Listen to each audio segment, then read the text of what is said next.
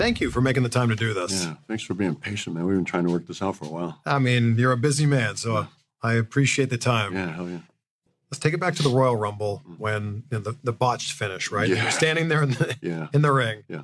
What's going through your mind when Vince runs into the ring and you don't know what's happened at the time, but he can't stand up? The whole day I thought I was getting fired. The whole day it was just a nightmare. They didn't tell you were winning? No, I knew I was winning. But what happened was, so I think we were in Bakersfield, but I think we were in San Francisco the night before. And so I stayed there. Instead of driving to Bakersfield, I stayed there because my mom lives there. And I want to stay and I want to spend time with my mom. So I got up the next day and I drove. And I was really late to the show. I was really late to getting there.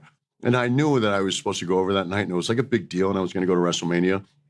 And Vince thought that I was being super disrespectful by showing up late. And he was pissed. And I thought he was going to change his mind and was going to change like the whole storyline.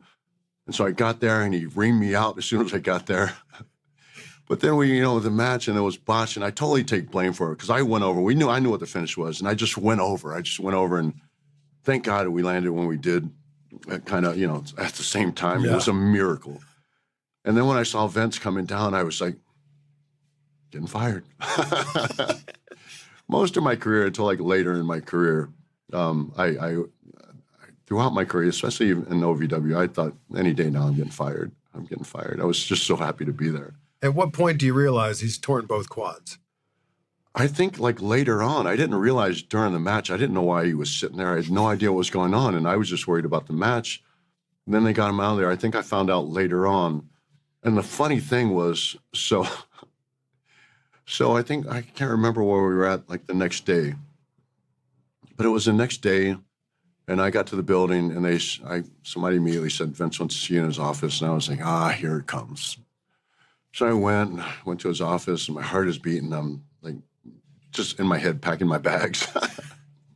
And I walk into his office and he's sitting, he's got his crutches beside him. He's all bandaged up. And he walks in and he just starts laughing. And he's laughing like at the top of his lungs, ha, ha, ha, ha. And I was like, you're not going to fire me? And he goes, no, I loved it. It was real. It was so great and it was real and nobody knew what was going to happen, but he loved it. I think that Vince thrives on chaos. I think he needs, when you think about some guy who's, he's a billionaire. He's accomplished everything. He's bought everything that he could ever buy. He has everything. Yeah. So what's he got left? Excitement. And I think because that moment was so chaotic, I think it just excited him. It exhilarated him. And so even though it was a total botch, I think he just had so much fun in that exhilarating, exciting moment that he thrived on it and he forgave me. Amazing. Yeah. You're the best, Dave. Yeah, thanks.